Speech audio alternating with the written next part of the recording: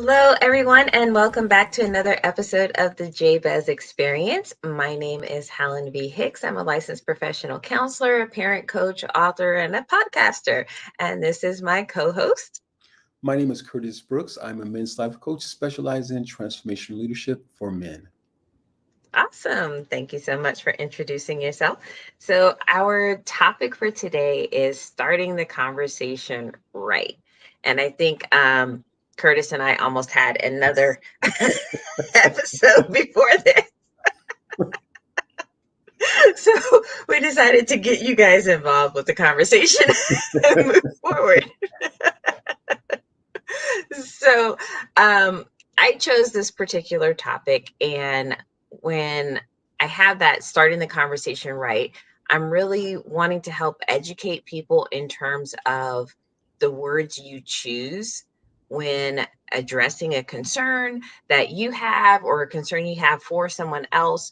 If it's interpersonal, relationships, whether it's romantic, it's friends, it's coworkers, whatever it may be, how you start that conversation, how you enter this exchange is really, really important.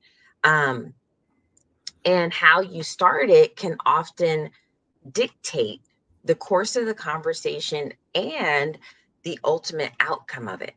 So, I definitely want to help people to understand, what are some of the do's and don'ts in regards to these conversations so that you can get to that desired place of resolution rather than constantly battling, someone's triggers and defensiveness and things of that nature. So, I don't know, should I jump right in or do you have something to add? No, jump right in. I'm ready to get started. I'm ready for this one here. Okay, so 3 rules. And in all honesty, I did indeed, kind of adopt these rules from the Gottmans. So anyone who's familiar with the husband and wife team that does couples therapy, Julie and John Gottman, then I adopted this from them. But how you start a conversation should include 3 parts.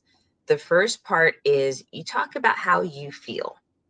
And I know a lot of people talk about I statements and they talk about feeling statements and things of that nature. But I think over time, people have misconstrued exactly how you're supposed to do that. So when I say talk about how you feel, you cannot say, I feel that, I feel you, because it's just a different way of pointing the finger and blaming someone, Right, you right. know? So it's, I feel, and there needs to be a feeling word that comes next. I feel disappointed. I feel hurt. I feel disregarded. I feel embarrassed. I feel guilty. Like whatever that emotion may be, but it's actually talking about your feelings. Um, and then the next part of it is you attach how you feel to the situation that caused you to feel that way, not the other person's behavior. So you can say, I feel disregarded when I'm trying to get, someone else's attention and the person isn't answering me, something of that nature. I can come up with better situations. You can say, I feel upset or I feel hurt that the kitchen isn't cleaned, the way we agreed to. So just kind of little situations, examples that I'm giving here, but I feeling word and tie it to the situation and not your partner's behavior. And the third part of this is you then follow that up with being specific and nice with what it is you would like for the other person to do to help resolve you feeling that way in that moment. So there's a lot of different caveats to this. So I can get into it as we move along. But Curtis, did you have anything in regards to just those first 3 parts? Yeah, I think it's interesting because relationships are not easy sometimes. They're not easy, especially when if it's more of a even husband and wife, intimate relationship and things of that nature, getting to know someone, and uh, just kind of, as I was saying at the start of our, actually before the start of the show, where we were actually going to have a pre-show before, just before ourselves, but so we decided to go ahead and start the show. But my question to you now, and to those who are listening, who will watch this, is that there are, I like to say, or call them personal landmines, and those trigger things that we deal with. And the title of this broadcast is "Starting the Conversation Right." And as people, we sometimes have our stuff. We're unhealed and dealing with the matter presently or in that particular moment, and unbeknownst to the other person now. And so, starting the conversation right, again, could be your spouse, it could be someone at work, or a person you're intimate with, or whatever the case might be, colleague. But yet, you say something, and that person begins to just fall back, so to speak, or in a way where that they kind of start to tune you out. Now, how were you supposed to know that there was a personal landmine there? And how do you, in fact, start that conversation off right, not knowing that? There you go, Helen. How are you supposed to start that conversation right, not knowing that usually triggers come with a part of their lives that's not healed, or they haven't dealt with intentionally or unintentionally? But so, yeah, that's a question for you, Helen. Okay. Awesome.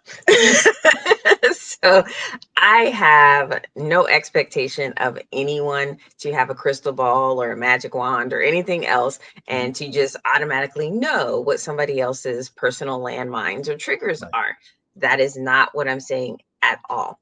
What I am saying is, if you start the conversation without criticism, Mm, without contempt. And contempt is just a different way of saying you've put yourself in a place of superiority over right. the other person. You're putting yourself in a place of needing to correct the other person. Mm, So when you do that, people automatically feel defensive. right. And I totally understand that defensiveness is a self-preservation act. That's something that we automatically do as people. We don't necessarily think about it. If we perceive in some type of way that either our bodies or our character is being attacked, we want to defend ourselves. Right. That's self-preservation. So I get that it is a natural reaction, but it is also a damaging reaction Mm, when you want to have I guess, an intimate conversation, or if you want to have a progressive conversation. You want this conversation to produce something. So defensiveness definitely gets in the way, because what happens is usually someone says something, you're criticizing. You're telling the other person what they didn't do. They didn't do it well enough. They didn't do it how you thought they should do it. Like, whatever that is, it's a criticism, or it's coming from a place of contempt. Well, I guess I should have just did it myself. Kind mm, of those types of things. And that triggers the other person to now get defensive. And in that person's defensiveness, guess what they're going to do? Attack. right. And so once they attack the other person, now you have this constant back and forth, Right. and nobody is actually talking about the subject matter and why you even started this conversation to begin with. So it's not about knowing ahead of time. Now, if you do know those personal triggers, I am a big fan of having a disclosure statement saying, hey, I'm about to say something. I know you have issues in regards to this. Right. Right. I'm really not trying to pull on those issues, but I don't know how to say what I need to say without saying Mm, this part. So sometimes having a disclosure statement can help the other person be prepared and to kind of keep their defensiveness in check so that you can progress with the conversation. right. Yeah. I think life is just so interesting, Helen, because kind of like what we said some time ago, one of the previous episodes, in regards to just how when we're trying to heal or in that space of healing, I think I was sharing something, and you added some other content as well. But I was sharing that the body naturally wants to heal itself, not only physically but spiritually as well, because it's something that we're constantly walking into. And so, if an individual is constantly walking, or at least feel like a person is touching those areas each and every time there's a conversation that's being started, or again unintentionally sometimes by your partner, or by your spouse, or just a colleague, doesn't even know what you're dealing with. But I think that life has a way where, just designed by God, that He's constantly has us walking towards that place of healing.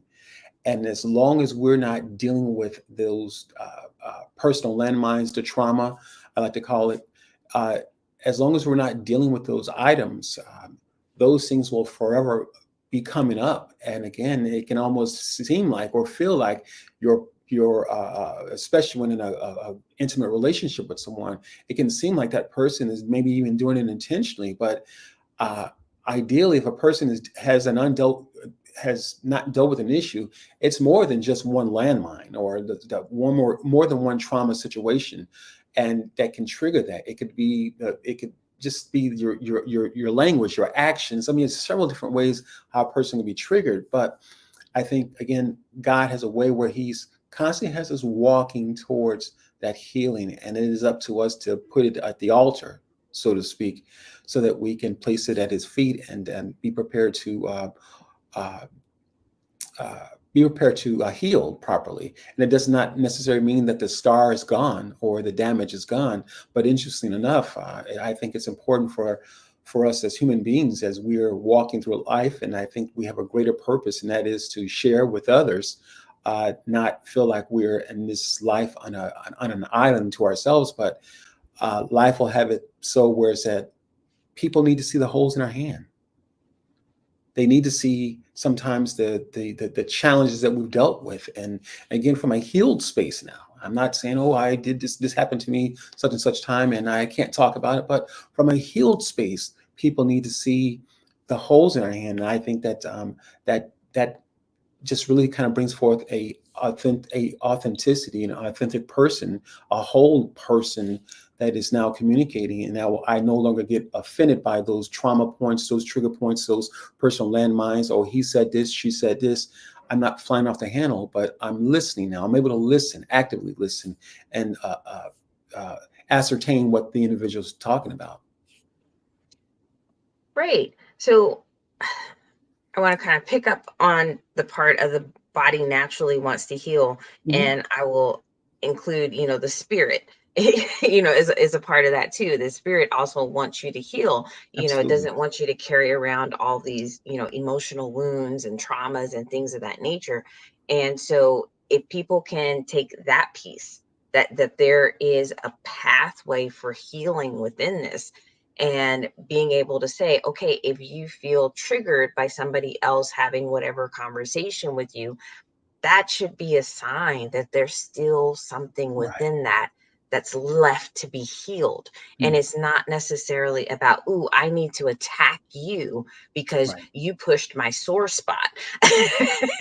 It should be a moment of introspection of, whoa, hey, wait a minute, what's going on with me Right. that's still a sore spot? What else is left in here?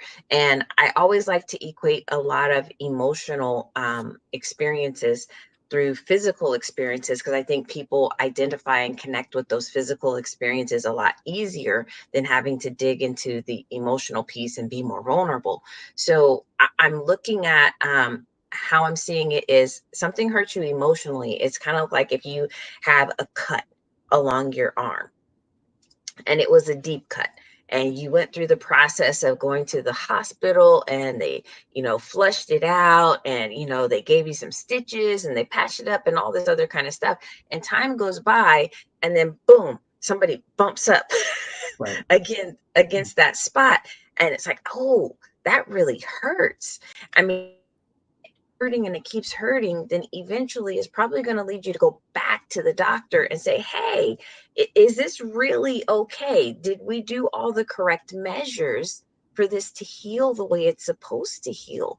And maybe you have to go back and you have to reopen that wound, and maybe it has to be, cleaned out a little bit better, and you find, oh wow, there's still a piece of something that's in here. Like, but that's how I kind of want people to take that away, instead of attacking the other person because you feel triggered, taking a moment. Now, I'm not saying that everyone who's starting a conversation has the best of intentions. Um, Right. but if something within that is triggering you, that's your experience. And that is you trying to tell you something Right. about what's happening. Hmm. Yeah, that's pretty interesting, Helen, because I love your analogy in regards to the cut on the arm. Um, I think that people as a whole, and even just back in the book of Genesis, where Adam said it was the woman that you had given me, and Eve said it was the serpent who had beguiled me. So neither one of them had taken responsibility, and I think that we as people, and for me personally, just my opinion, I think the Bible is one of the best psychology books written ever, ever, ever, ever. So that's just my take on it, because it's so much to pull out of those different stories, and I think that's just my belief system. But anyways, I think that innately, just how we're wired, sometimes there is a blame game that we play, and it makes it so much difficult for us to really kind of come into a place where we are taking responsibility for our healing and say, hey, you know what, that's mine. And even if a person had done something intentionally, said something intentionally, or just kind of came off just off the cuff the wrong way, uh, there there still is an indication that there's healing to be done. Because I think, I think at some point we have to accept that people are people, and they're going to come at us all kinds of different ways. But there's something about when we're healed, when we're truly healed, people no longer have that permission anymore. We no longer give that person permission to just come at us any kind of way. And it does not mean that we've got our chest stuck out and we just pounding on the table, say, no, you can't do me this way. But it's a resolve. It's a resolve in just our person, our persona, something that's taken care of, and that's packaged together and shipped off, and never to be seen again. And again, again, I'm not saying that trauma is ever healed, because I don't necessarily believe it's ever healed. I think we choose to make a decision to look at it differently. And so we are healed. It's still there, but we just at some point choose to look at it differently. And that mountain, as me and my wife were discussing some time ago, that mountain that's cast out into the sea, she was saying, does it ever go away? It's cast into the sea, but does it ever go away? And until it's triggered or something, again, that unhealed area. But I think that personally, that we have to come to a place where we're responsible for our outcomes, and that even if a person comes off the cuff in an inappropriate manner, and we find ourselves flying off the handle about something, I think it can still be an indication that we're not healed. And so, yeah. Absolutely. So, taking a spin on what you said. So let's say you're not the person who's starting the conversation, but somebody else is starting a Mhm. conversation with you, and they aren't, talking about how they feel and Right. attaching their feelings to the situation and then asking you politely for what they need. Right. They're Right. not going through those steps. So then how do you, Mm. redirect this person who's coming at you in a way? Like, so part of what you can do is you can kind of take on the role of walking them through those same steps and Hmm. saying, okay, so if I'm hearing you correctly, Right. it sounds like you feel this way in regards to this situation. And, you're asking me to do blah, blah, blah, blah. So sometimes being able to redirect and kind Right. of reframe what the person has said in a more acceptable way, there are a number of people, I'm not saying it's everyone, but a number of people will then take your lead because Mm. you didn't just jump right back at them with the same defensiveness. Right. If you needed to take a deep breath, then okay, you took your breath. Before you unleash. So, whew, let me think about this. Right, right, right, right. So, but you absolutely can redirect it and see if you can get this person back on a path that's more acceptable for having, this positive conversation rather than getting into some type of verbal altercation with them and then both parties leave hurt. um, so, you can in that sense of redirecting things. And then I think another thing that you said was really interesting about giving people permission to hurt you, Mhm. because by negatively reacting to whatever this person said, like, you kind of are giving them that permission. You're Absolutely. kind of saying, like, oh, I just gave you this power, this authority to be able to hurt me emotionally, to be able to say certain things about me, because what I'm reflecting back to you is like that you did hurt me. um I'm not sure if I'm explaining myself correctly. No, So no, you're fine, here's Helen. You're fine. No, seriously, you're fine. the image I always have in my head when I try to explain this is, you remember the scenes in movies where there's like this huge guy comes out to fight and there's a smaller guy and he's like pummeling, pummeling, and pummeling, and the guy's just standing there like, you didn't do anything. Right. And so that's always the image that I get in my head when I talk about this particular dynamic. Mhm. What you reflect back to people becomes that authorization, that confirmation that you hurt me. y- you Absolutely. know and then that's how you're kind of like giving that person permission to continue, because it's part of human nature, that seeking out a sense of empowerment, whether it's self empowerment or a sense of empowerment from those around you. Like, part of that desire for power, part of it is human nature. Hmm. Just, it gets misused. But when you reflect back to that person that they have that power, that there is something that they Hmm. can do that can hurt you, then that's something you have to be able to kind of like reclaim. Hmm. And part of that is through your own healing process, to where, hey, it just doesn't phase you anymore. And part of that could be you're not there yet, but you can also choose not to react or to interact in a way that validates that hurt. Yeah, absolutely. I think that it is absolute or has to be intentional that if individuals who are watching this episode at some point or watch the replay, that if you are leaning towards or desiring to be healed, it is absolutely imperative that you connect with someone who can get you there, such as myself or Helen, and because oftentimes there's layers to this stuff, and the need to have someone there to as you're peeling back the layers is very important because emotions come up, feelings come up on different levels. So it is absolutely imperative that and if you're on the road to healing, if this is something that you are uh, uh, wanting to do, desiring to do by choice, obviously, it has to be by choice because we know that no one can make us change except for that we desire to change. In most cases, that desire comes out of just being sick and tired of being sick and tired. And I think it's again imperative that know that there is work. There's absolute work involved with this healing piece of it. There's work in letting go of those letting go of your past and not allowing it to respond, not allowing those trigger words or things that people do bring up certain responses in you, and that you find yourself going into a tailspin mentally and emotionally.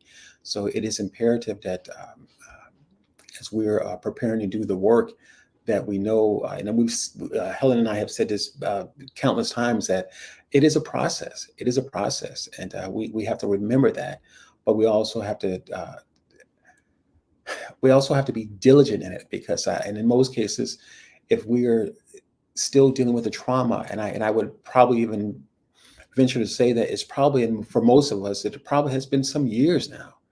And I think Helen had given an example, or I had given an example, one or two, because Helen was actually somewhere in the East Coast at one point. And so, being that you're familiar with the snow, you know how it works. That when we're dealing with our trauma or situations that we've left unattended, or not decided not to deal with those things, it's like that wheel being spinning in the snow, and then the deeper and deeper, the faster you spin that wheel, and I'm trying to get out of this thing, especially when you're trying to do it on your own will and your own power and your own understanding, or our limited understanding. It's that wheel spinning and spinning and spinning, and you're getting deeper and deeper into this abyss of stuff. And and if you can imagine that taking place for years, a person having dealt with their trauma, or not having dealt with it, and or getting by choice, because it is definitely by choice, as painful as it may be, it is still by choice that a person decides to kind of put it on the back shelf. But if they have not dealt with that trauma for over a period of time, it's that tire just spinning and spinning, and then deeper and deeper and deeper, that it gets down to the core of who we are, and just really just has the potential to disrupt our lives in so many different ways, to that we become very fragile. So, Helen, I know you've got something to say about that one. So, I mean, I don't know how this is going to come out in the recording, but for a part of that, you kind of blipped, and I didn't hear some of what you said, but I got the gist. Okay. So, but sorry, lost my train of thought for a minute. I know there's a lot for people to kind of put together in this kind of dynamic that you're describing, where you have your own struggles, you have your own triggers, things that are repeating in your life. And one, I always kind of take it, if something's repeating throughout your life, there's a certain theme, there's a certain, Mhm. dynamic, repeated actions, or, interactions that keep happening over and over and over again. That should definitely be a sign there's something for you to Right, work right. on. And I know in my work with clients, I always think the first session is very telling. And it's kind of, it matches up a little bit with, starting the conversation right, because how you start it is going to be kind of like a predictor almost for Hmm. the course of it, and, how things kind of come to a conclusion. And a first session with the client really kind of tells me a lot. And when I have the clients who come in and they're just throwing everything out there, Yeah. they're like, oh, there's this that happened, there's that happened, and when I was 5, and when I was 15, and when I was and they're just going, and we get down to the last like 5 minutes of the session, and they're like, oh, I didn't give you time to say anything. I was like, no, we're good. Right, right. Absolutely. and Absolutely. and those are great, because those are the people who are ready. The fact that Hmm. they come to the first session and they're throwing everything at me, it tells me they're ready, Absolutely. versus the people who come in and it's like, well, yeah, some people kind of suggested that, maybe I should try therapy. Yeah. And to me, those are the people who haven't quite owned, Right. whatever's been happening in their lives, and their responsibility for what's been Mhm. happening in their life. And I think that comes back to what you're talking about, the wheel in the snow that's just spinning, and you're Yeah. getting deeper, because those are the people who are constantly repeating the Yeah. same thing over and over and over again. They're not getting anywhere, but they're also not fully embracing that sense of responsibility, Yeah. that Well, it's mhm. still up to them to do something Yeah. different. And Absolutely. I'm never an advocate of people doing, the major overhaul of their life where Mm. they want to change absolutely everything about their life in a week. Right, right, right. Like, I'm Yeah. not a fan of that. It doesn't work. Mm. So I know it's overwhelming. Anyone where you can hear parts of your experience and what we're talking about tonight. And I know it feels very overwhelming when you think about all the things in your life that have contributed to you being in this spot and how many times you've gone through that same cycle over and over and over Mm. again. I know it's overwhelming, but just choosing to do one thing differently will start this turning in a different direction. And that's all I really want people, to take away in terms of, hey, if this is a dynamic in your life, you're caught up in doing the same thing over and over again. You know you're not going anywhere. You know you're not getting the end results that you want. You're not even making progress. Then all I want you to take away, do one thing differently. And then once you get used to doing one thing, then add the next thing and Right, the next thing. This doesn't have to be a massive overhaul. It can be a very slow crawl. right, right, right. Yeah, I love what you're saying in regards to the massive overhaul that our clients don't have to do if you're wanting to change. You don't have to do a massive overhaul in your life and go out and buy a new convertible and cut your hair and all those things. And though that may come with it at some point down the line, but I think when people make, and I've had clients as well, have come in and just, oh, I'm going to do this. I'm going to do this, especially when you're talking with men and they just feel so proud of themselves. But that in order to change something, they need to make a major change. And in fact, that most often the change that we need to make is, as Helen said, is just really just starting with that one step. And that could be taking responsibility, you know, and finding out or discovering what that looks like. And if you recognize yourself, as Helen stated, uh, repeating the same thing over and over, responsibility is the first thing, because again, this introspection is absolutely needed. It's powerful because you know just think about it. One person can't be right all the time. It can't always be someone else's fault. And that when we're dealing with the trauma or the situations that trigger us, it's that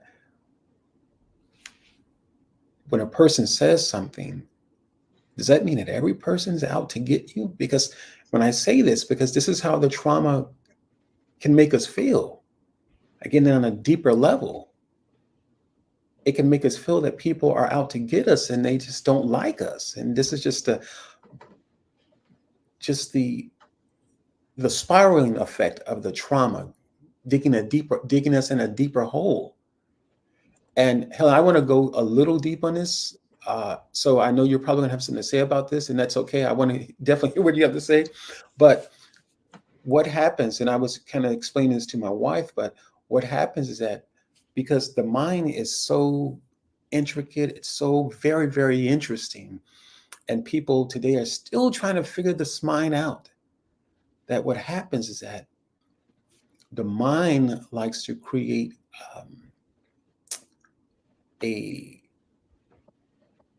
new personality, so to speak, something new. And this is why I believe, Helen, and you can correct me if I'm wrong, is that that's why it's so important that we don't necessarily need to make those major changes, because oftentimes is that when we're making those major changes, we're leaving everything behind. We're starting off as a new person, essentially, in our mind. And uh, and so when that person gets offended, because remember now the trauma is still there, the individual's unhealed, he or she, they are unhealed. And so as this person wants to take off and begin this new life in their mind, so to speak, uh, because the trauma is still there, that new person that they create, envision in their mind and trying to start all over is, excuse me, has potentially is triggered again.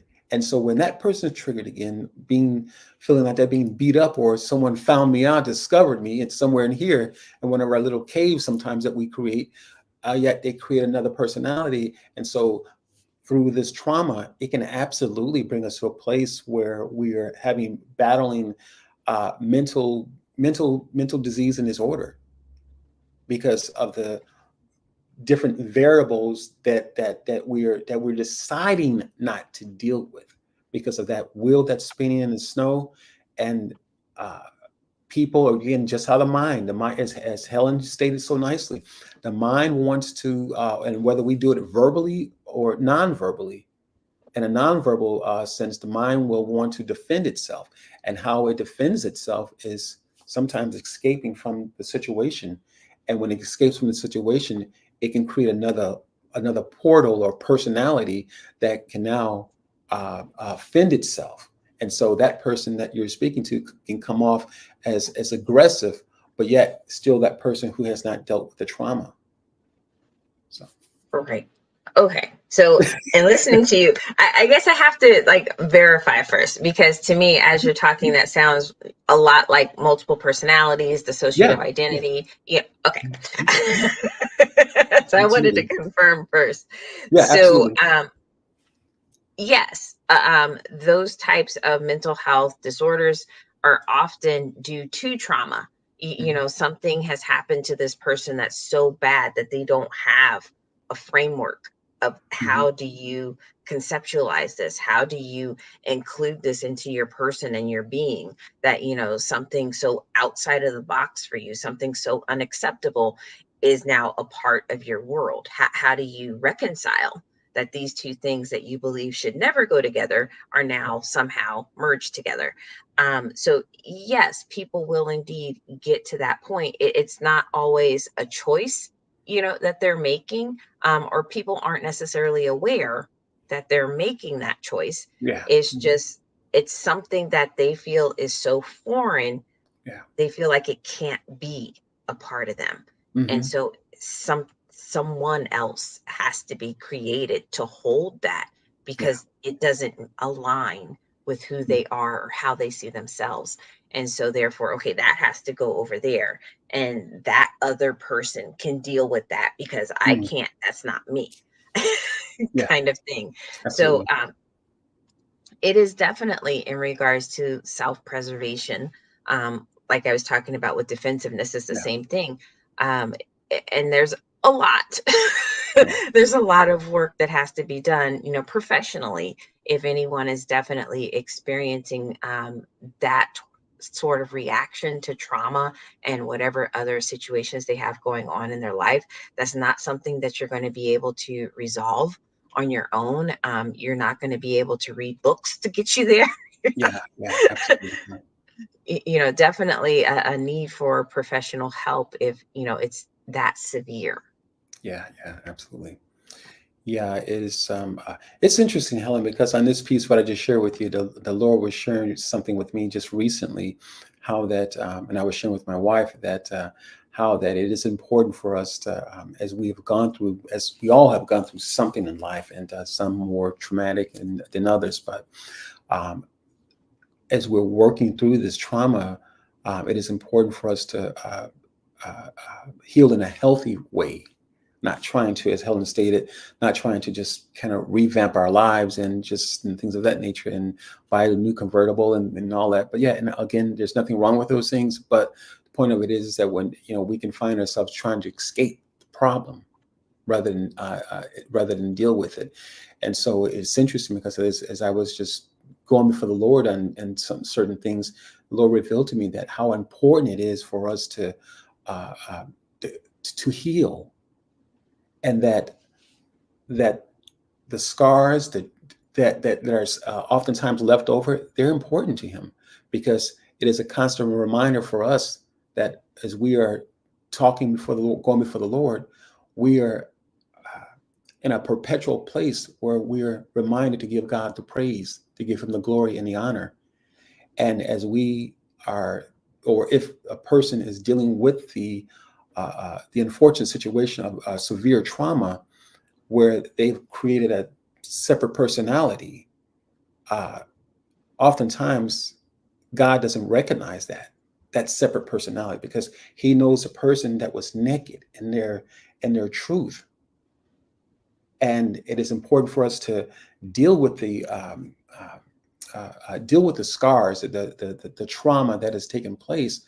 And if we don't deal with it, again, we can find ourselves trying to escape it and build out something else that is to our liking, and at the same time trying to go before God with a sacrifice and an offering, and to find out that in fact, who's the offering? We're not the sacrifice in the way of Jesus, but what we've gone through in life is a sacrifice to God, and especially if we're to continue remaining walking with Him, making a decision to walk with Him through our trauma and the stuff that we've dealt with. It is a pleasing aroma to Him because He understands, He gets us, He desires for us to be exactly where we're at, and giving Him praise throughout this trauma.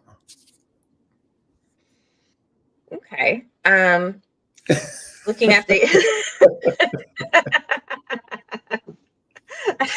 I feel like there's this very um strong energy to push this more into the spiritual aspect of things. Yeah. Um so I understand people wanting to escape the problem, and I think sometimes defensiveness in conversation kind of serves that role. Mhm. Because if you're defensive, you're not really talking about the problem, you're Right. not talking about the issue, you're deflecting, and you're going, into something else. And I understand that as people, we'd like to believe we can escape a problem when Yeah. it comes to whatever your spiritual beliefs and your spiritual Mm. relationship with God may be. But there is no escaping that. And I think the beauty of all this is God is truth and God knows the Yeah. truth. And whether you are in a place of accepting the truth or rejecting it, it still doesn't change what the truth is. And so, Amen. why would God ever entertain what's not true? Hmm. So whatever persona, personality, or anything else that you've created in a way to avoid your own truth, like why would God acknowledge something that's not true? That's Right. something Right. that's been created out of your own desire to deflect and run Mm. away and to not accept, truth. So in that respect, that's what I could share in that No, dynamic. that's good, Helen. That's good. I like that. Oh, thank you.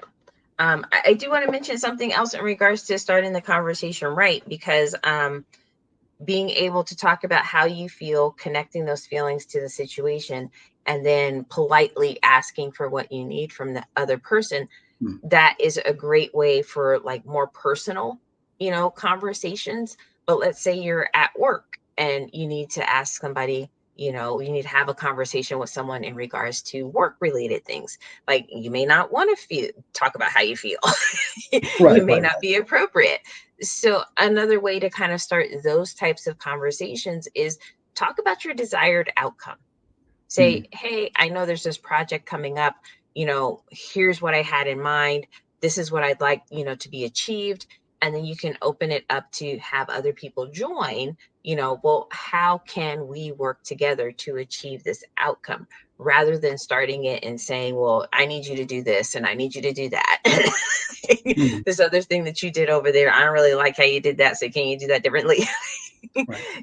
And again, all of these ways of starting the conversation are about avoiding criticism, avoiding contempt, Awesome. which again is putting yourself in a place of superiority, that you're somehow better than other people. And even when we talk about work dynamics, where yes, you can have a boss, that person is in a different role, in a different place of the hierarchy of work, but ultimately we're all people. We're all the same. And there's no such thing as these people being better than those people. They're not. We're all human beings. We all have our own experiences. We have our limitations, whatever it may be. Yes, things look differently, but we are the same. And there is no aspect of, this person truly being superior to another. So Right. it's keeping that in mind that, hey, you may have some great strengths about you. And just because somebody else's strengths are different, Mm. that does not make them inferior.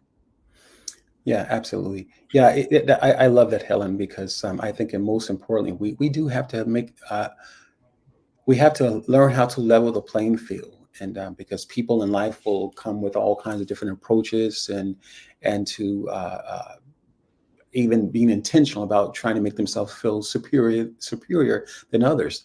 And so, as Helen stated so nicely, we have to be prepared to level the playing field, because know that in most cases these are just people talking, and that's just life, man. We can't prevent people from showing up the way they believe or think they should show up. We can't change that. But what we can change is how we show up. And if showing up means that we're doing mathematical equations and trying to, just really, again, to put things in a proper perspective. I'm joking about the mathematical equations, but really, just as Helen stated, putting things in the proper perspective and say, hey, you know what? There's nothing superior about this person, more so than I am, or inferior. But like she said so nicely, is that they may have different gifts and in a different role, but we are to, again, just put that in proper perspective. And I think the way that we can put that into proper perspective is to make sure that we are on course to heal, because when we're not healed, the trauma, the situations that we've dealt with, we hear it completely different. So we can take a someone with the best of intentions, and because of what we've dealt with, uh, that action, behavior that person has shown us, it can be twisted, and so we can find ourselves still kind of just back on that same track. So it is important that, again, as we are on this course to heal, that we actively seek out healing, so we can communicate better, we can receive better, and we can get to that healthy place. Absolutely. So I really like the dynamic here. Starting the conversation and also being able to participate Mm. in the conversation. And both of them require a certain level of healthiness, for Absolutely. an individual to be able to start that conversation correctly and to participate in the conversation healthy. And just kind of like to recap a lot of this, you know, if you're starting the conversation, you do have a responsibility to yourself and whoever else is involved to do the best that you can, to set everything up for a positive outcome. You're not responsible if someone else is triggered, that they have other things going on that they need to work on, but it also shouldn't be a reason to just abandon, the interaction altogether. Mm. You can try to redirect, try to reframe it into, okay, I hear you feel this way about this situation, and this is what you would like to have happen. Um, you can talk about the desired outcome. Um, you don't necessarily have to just throw up your hands and walk away and say, "Ugh, you always do this. I can never talk to you." We're laughing, I think, because we've heard that before somewhere. It's At least I familiar. have. I can only speak for myself. No, absolutely. And so I think if everyone talks about communication, everyone talks about there's a need for communication. And there's still so much that's missing when people make Mm. attempts to communicate. And Mm. that's why it's still going left instead of right. And there's lots of different dynamics and aspects that are involved with that. And, we're not going to get into all of them, but just being in a place of self responsibility, acknowledging what's your stuff and the stuff that you need to work on, and being able to separate that if someone Yeah. else is trying to be focused on, hey, but there's a problem. There's something that needs to be resolved. There's something I need to share with you, because not every conversation is, there's a problem. Right. Right.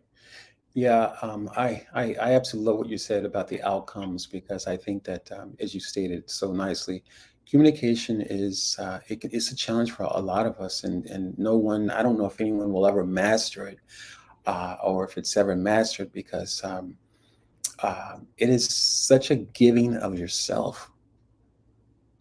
It is such a giving of yourself. As Helen stated again so nicely, is that if you are the person who started the conversation or opened up a discussion about XYZ, you are in fact responsible for bringing a clear communication so that the other person can understand and that you can produce the outcome that you are desiring, or together produce the outcome that you're both desiring. And but at the same time, um, the person who is the sender, in the sense of in a way of communication, the person who is opening up the discussion, they are what we call the sender, and the other person is receiver. So in a way of communication as a sender, again, it is, you have to be ready to listen, uh, not with your own outcome, know that you have an outcome, but also make yourself available to the other person's outcome, or listen to what their thoughts are, what they have to share or what they have to bring to the table. And the wrong motivation can absolutely shut the other person out. And so it is just, it is delicate. Communication is difficult. Is difficult sometimes because you have to give of yourself, and sometimes you may not be in a position to give of yourself. And or in our own minds, oh look, I've given them, and I've given some more and some more, and I just don't have it to give. And so no, we're just doing it my way. That doesn't always work. So I don't know when it works. facts, absolutely, Helen, absolutely, absolutely, Well, absolutely. I believe that is our time for tonight. It's been great sitting here and having this discussion with you, Curtis, and I appreciate you Absolutely. uh, enlivening it up and expanding it into Yeah, some different directions. absolutely, absolutely, absolutely, absolutely. Yeah, it's been a great show, Helen. So thank you for all that you brought to this discussion. As always, always energizing and thought provoking. And so it's been wonderful. That's are Awesome. you. All right. Thanks. We'll see you next time. All right. Ciao, everybody. Bye bye.